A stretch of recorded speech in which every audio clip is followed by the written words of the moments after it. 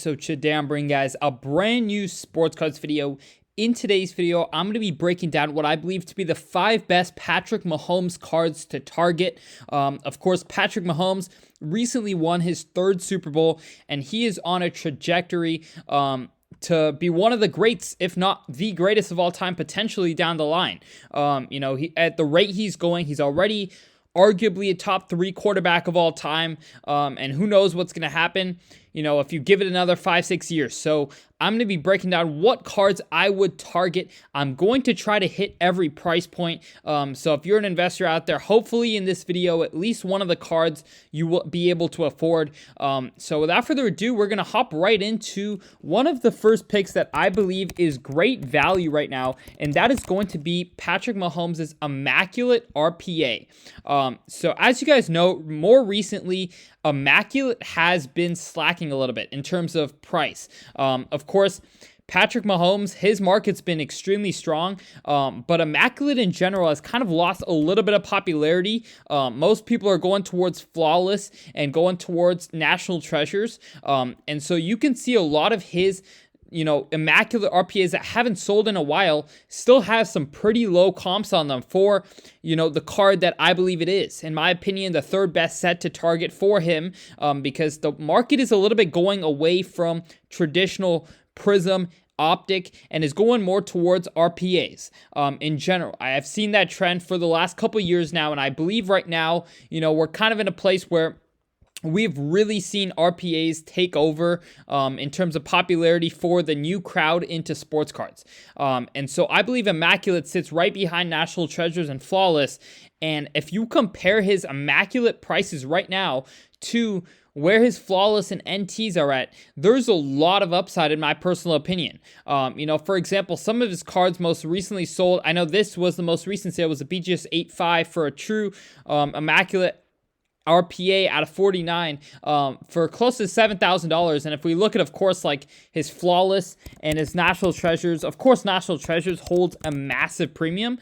But even the Flawless right now, I believe the Immaculate to Flawless jump is, absolutely insane. Compared to what I think it personally should be. I know Flawless is, of course, a better product. We're not arguing that, but I think the price difference does not really make too much sense in my personal eyes right now. And so we're going to see what happens, but I think overall his Immaculate RPA has got a lot of upside to be had, where it's at. If you look at his Flawless Sapphire out of 10, it recently sold for close to $60,000 in a BGS 9.5. So you can just kind of sense the price difference between products, and so that's where I feel Immaculate kind of gives good value. Now, next up on the list, we're going to go for Mahomes' 2016 XRC. Now, as you guys know, Select has been, a little bit slow recently. I would say the last 2 years, it's lost a good amount of popularity. However, XRCs have continued to stay extremely popular. And if you look at the pop for his XRCs compared to other, prisms that people throw so much money into, the pop is so much lower. If you look at his 2016 XRC, PSA 10, it's a pop 229. Whereas if you look at his 2017 Prism, I know his base Prism's considered as Prism Silver, but that's a pop almost 5x his XRC. And I believe right now we're sitting at a point where I think XRCs are gaining a lot of popularity and Prism's losing a little bit of popularity. And if you look at his XRC and his Prism, you can see that they're going for the same price. I think XRC being the year before, 2016 technically, does help the case a little bit as well, because you could argue it's one of the first ever Patrick Mahomes cards ever made in Chiefs uniform.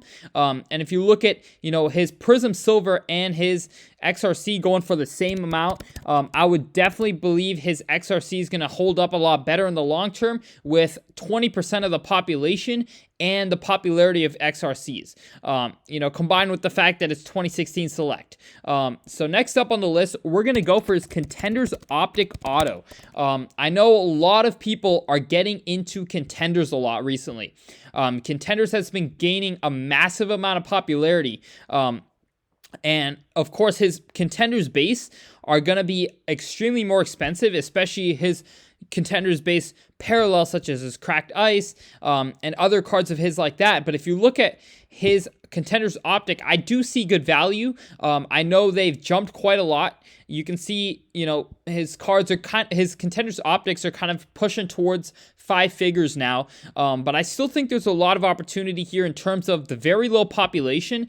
And there's not many other Contenders cards you can really go after for Patrick Mahomes. If you want to look at some of his, most coveted parallels, such as Cracked Ice, you'll be able to see that these cards, even the horizontal versions, are massively, just in levels above where his Contenders Optics are. And so I do see good value in terms of going for his Contenders Optics in a high grade instead of going for a Cracked Ice in a low grade. I do see better value in Contenders Optic right now. You can see where his Cracked Ices, the vertical versions are, and right now they're probably up since these last sales, keep in mind. So I definitely see good value in his Contenders Optic. Now, next up, for people who cannot maybe quite afford some of these cards, I did want to put in, I do believe some of his optics are good investments. I would definitely go for the holos.